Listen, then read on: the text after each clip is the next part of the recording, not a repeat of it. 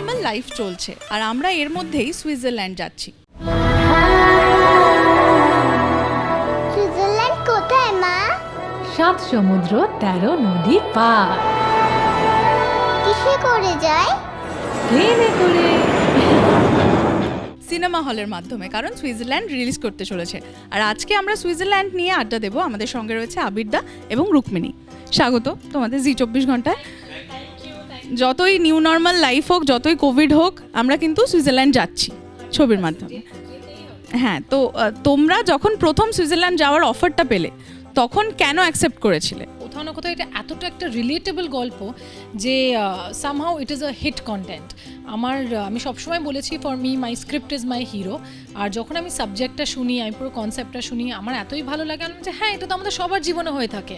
আগামী 1 বছর এসি বন্ধ, ভেটকি চিংড়ি ইলিশ খাসি বন্ধ, পার্টি গ্র্যান্ড, পুজোর শপিং 50% কম, নতুন জামা না নতুন দেশ।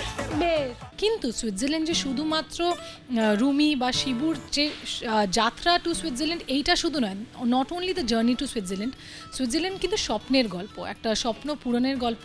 সো এই সব কিছু মিলিয়ে সুইজারল্যান্ডকে হ্যাঁ বলা।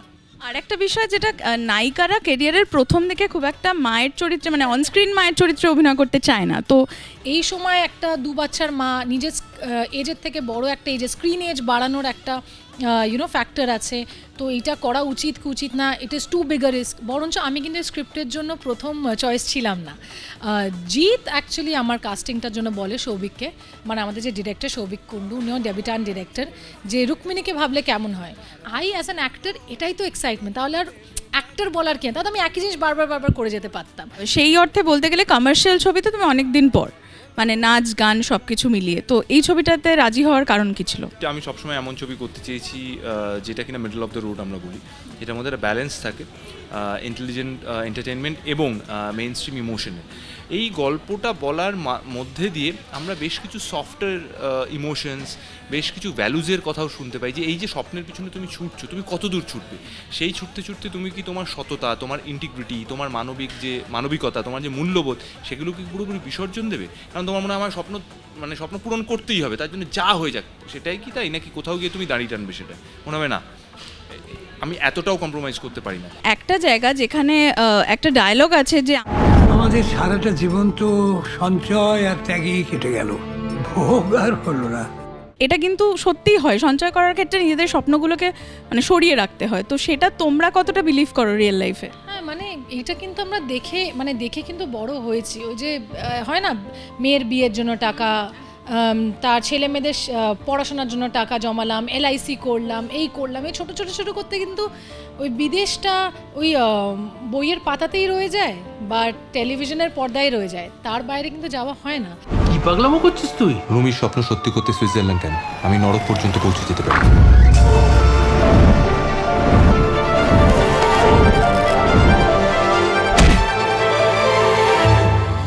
সেটাই হচ্ছিল সুইজারল্যান্ডের গল্প, আর এটাই কিন্তু হয়ে থাকে। আর এই লড়াইটা কিন্তু প্রত্যেকটা বাড়িতে হয়ে থাকে। তুমি বলছিলে আর আরেকজনের রিয়াকশন দেখার মতো ছিল। আমি যেই বললাম ক্যামেরা পার্সনকে 2 শট, অমনি ঠিকঠাক মুখে চলে এলো। মানে তুমি এত বাংলা বলছো তো সেই জন্য বলছি। আমি না বলি, আমার বাংলাটা না সর্বদাই ভালো, শুধুমাত্র যে আমি তো এরকম করে বলতে পারবো না যানবাহনে করে আজকে আমি প্রমোশনে এসেছি, ওটাই যা। অতি উত্তম, এবং সেই বাংলায় আরও ক্ষুরধার হয়েছে এই ছবির বিপণনের ক্ষেত্রে। উনি যে বাংলা শব্দ ব্যবহার করছেন, সেই বাংলা শব্দ শুনে আমরা চমকিত হচ্ছি, আমরা মুগ্ধ হচ্ছি। তোমার যদি কেউ বলে আজকে কথা বলে, ছোটরা তখন চুপ করে থাকে। হ্যাঁ, এক সেকেন্ড, আমি গুরুজনদেরকে প্রচন্ড সম্মানটা আমি দেখতে পাচ্ছি না এই মুহূর্তে। তুমি ভীষণভাবে কথার মধ্যে কথা বলে ব্যাপারটাকে ঘেটে দিচ্ছ, যেটা হচ্ছে যে তাতে কিন্তু আমার মনে হয় আমাদের ছবির সুবিধাই হচ্ছে। কারণ ছবি সম্পর্কে যে বার্তাগুলো দর্শকের মনে পৌঁছানোর কথা, যে যাতে দর্শকদের আগ্রহ বাড়বে যে তারা বড় পর্দায় এসে এই সিনেমাটা দেখবে, সেটা আমার মনে হয় সেই উদ্দেশ্য চরিতার্থ হবে। সেটাই হবে। কেউ তো বলে না যে আজকে আমার কেমন লাগছে আবির, অতি উত্তম লাগছে রুক্মিণী। যাই হোক, দর্শককে জিজ্ঞাসা করছি এবং তোকেও জিজ্ঞাসা করছি যে আমি কি কোথাও নিন্দে করলাম? আমি তো প্রশংসা করলাম। ওনা স্ট্রেট ফেসে আমার লেগ পুলিংটা করছে, সেটাই ও করে যাচ্ছে, করুক, আমার কোনো অসুবিধা নেই। আমি ফিরে আসি আমার ছবিতে। কোমর নাচা যাবে, মা যাবে বিসর্জন। राग बाजा कोमर नाचा जब मजा সুইজারল্যান্ড উই আর কামিং। দেবদার সাথে এতগুলো ছবি করার পর সেই নায়িকা তোমার সাথে, এবং এটা নিয়ে প্রচুর চর্চা হয়েছে এবং দেবদাও বলেছে যে আমার ওদের দুজনকে দেখতে সবচেয়ে ভালো লাগে। তো তুমি কিভাবে হ্যাঁ বলেছে তো, এটা বলেছে। আমিও জানতাম সত্যি। না ভালো লাগে সেটা বলেছে, আমি শুনেছি। Thank you for being so I sweet. Think Dev okay টুইটও করেছে হ্যাঁ যে আমি যেটা বলতে চাই যে আমার দায়িত্বটা আরও বেশি ছিল, কারণ যেটা আমি বলছি এই বললেই ও হাসতে শুরু করে, কিন্তু এটা ঘটনা। সেটা হচ্ছে যে আমার থেকে ছোট বয়সে, তো আমরা যেটাকে বলি যে কম বয়সী হিরোইন, সেরকম পেলে সব হিরোরই ভালো লাগে। প্রথমত ভালো লাগার সঙ্গে সঙ্গে আবার একটা দায়িত্ব এসে পড়ে যে সে যেন সেই কমফোর্টেবল ফিল করে, তার যেন মনে না হয় যে তাকে কেউ বুলি করছে, বা সে হয়তো হতেও পারে যে একটা নতুন পরিবেশে এসে সে কাজ করছে।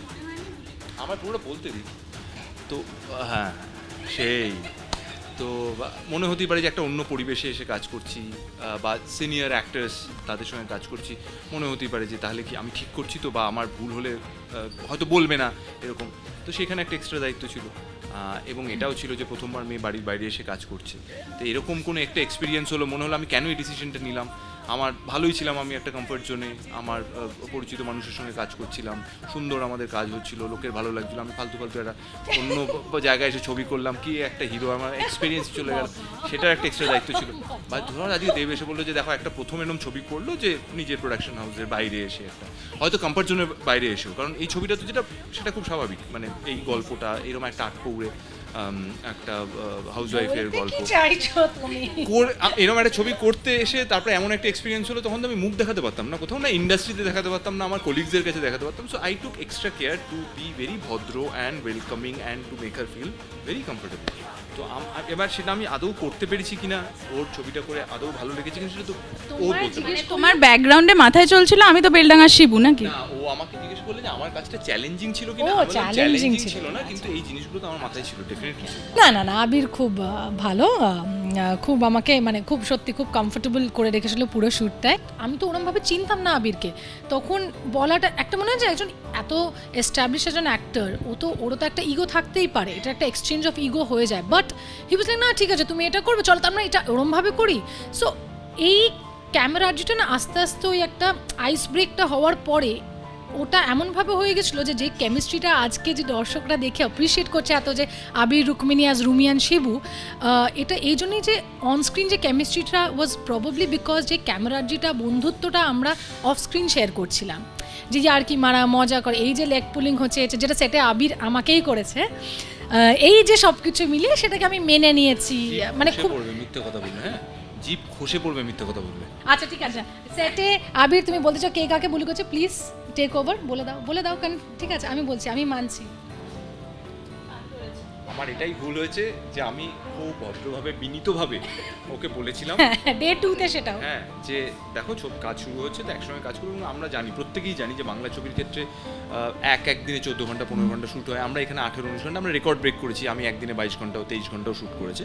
তো আমি এটাই বলেছিলাম যে সারাক্ষণ এইভাবে কাজ করতে গেলে, এবং রুমি শিবুর গল্প, they have a very strong bonding between each other, so খুব ইকুয়াল পার্টনারশিপ। একদমই তাই। তো সেখানে হয়তো আমি একটা ইয়ার্কি মারলাম বা আমি পেছনে লাগলাম, সেটা প্লিজ কিছু মাইন্ড করো না। মানে তোমার যদি মনে হয় তুমি আমাকে বলো, কারণ আমাদের তো সেই চেনা জানা বা সেই বন্ধুত্বটা ছিল না, এটাকে উনি চ্যালেঞ্জ হিসেবে নিয়েছিলেন। ওনাকে কিন্তু বলা হয়েছিল চ্যালেঞ্জ ডিমিটা ... আমি সেটা মেনে চলি, উনি মেনে চলেন না, পয়েন্ট টু বি নোটেড। উনি সেটাকে চ্যালেঞ্জ হিসেবে নিয়েছেন, এবং শুটিং শেষ হওয়ার পরে উনি বললেন আমাকে, শুধু হিরো হিরোইনদের পেছনে লাগবে এটা কিন্তু হয় না আবির চ্যাটার্জি, আমি প্রমাণ করে দিয়েছি যে হিরোইনরাও হিরোর পিছনে লাগতে পারে। আই ওয়াজ বুলি। না সেটা ট্রেলার দেখেই সকলের মধ্যে সেটা চলছে, এবং যেখানে রুক্মিণীদি বলছে যে ওই যে লম্বা করে হ্যান্ডসাম লোকটা, যার গালে একটা কাটা দাগ আছে, আমার হাজবেন্ড শিবু। ইনিকে তো বুঝতেই পারছেন, রুমি আমার বউ। ওইখানেই মানে না না না ওই যে এই ওর যে কি কষ্ট হয়েছে এটা বলতে, আমার যে সারা ছবির মধ্যে হঠাৎ ওর মনে হয়েছে যে এটা বলা উচিত, কারণ আমি বলেছিলাম দেখো তো গালে কাটাটা অনেকে বলে এটা নাকি আমার টোল পড়ে, তাতেও ভীষণ পার্সোনালি নিয়ে নিল, আবার চ্যালেঞ্জ নিয়ে নিল, বলে আমার গালে টোল পড়ে, দ্যাটস নট টোল, দ্যাটস আ কাট। আমি কি বললাম, এটা বলে অনেকে ওরকম দেখতে নো এসব পড়ে এবার যখন ওই শটটাও দিল তখনও ওটাকে স্পেসিফাই করে দিল যার গালে একটা কাটা দাগ, আছে দ্যাটস নট ডিম্পল। Because প্রথম লাইনে তো ওই যে হ্যান্ডসাম করে লম্বা লোকটা নাম এক্সকিউজ মি হ্যাঁ। সৌভিক, এটা আমার ডায়লগ, আমার ওপরে কে confident মুখটা দিয়ে বুঝতে পারছিস? ওর বলা উচিত ওই যে না, ঠিক আছে, এটা গর্জেস হয়। করে লম্বা মহিলাটা। শুধু হাতাহাতিটা হয়নি, ও না সেটাও আছে, সেটার জন্য 13 তারিখ বড় পর্দায় গিয়ে দেখতে হবে সুইজারল্যান্ড।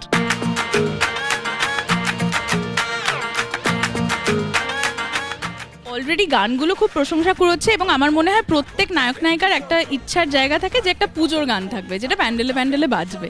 সেটা অলরেডি ইচ্ছে ছিল না, না সেটা তো নাচ দেখে বোঝা যাচ্ছে অনেকদিন পর, কিন্তু ফাটিয়ে নেচেছো দুজনে মিলেই, প্রচন্ড মজা করেছো, সেটা দেখেই বোঝা যাচ্ছে। টু জয়েশ আমাদের যিনি কোরিওগ্রাফ করেছেন, Jayesh and his team. And Savage music, Savage music তো বলবোই, কারণ তিনটে গান তিন রকমের একটা ছবিতে, তিনটে গান সম্পূর্ণ তিন রকমের। এবং আমি রেগে টেগে গিয়ে আমি রিহার্সাল করবো না, আমি যাবো না, করে না হবে, দেখো ছবিরই তো ভালো হবে। আবির না এক সেকেন্ড, সুইট অফ হার্ট যে আমাকে ওইভাবে হ্যাঁ সুইট সব বুঝলাম, সত্যি কথাটা শুনুন। শটের আগে ঢাক বাজা কোমর নাচার আগে বলেছে আমি না কিছু পারি না, আমি পারবো না, আমি কেন যাবো rehearsal? আমি কেন দরকার নেই হ্যাঁ, rehearsal কেন যাবো রিহার্সালে গিয়েও একদম কোরেটা বলে কিচ্ছু হচ্ছে না, আমি তো ফাটিয়ে নেচেছে। তারপরে শোনো না, আমি ভেবেছি আমার একটু কমপ্লিকেটেড স্টেপস ছিল, তখন আমি বলছি ঠিক আছে এ তো কিচ্ছু পারে না, খুব ভালো, আমি এইটাই পুরো I will win it, I will take over, আমাকে নিয়ে সবাই এরকম 6-7 পাতা শুধু আমার নাচটি লিখবে। ঠিক আছে আন্ডার পারফর্ম কর। ওমা গিয়ে শর্ট টেকিং দেখছি আবির আর কাউকে দেখা যাচ্ছে না, আবার রেগে গেছি, মানে ফুল সুপার ইস্তাম, হ্যাঁ ফুল সুপার ইস্তাম।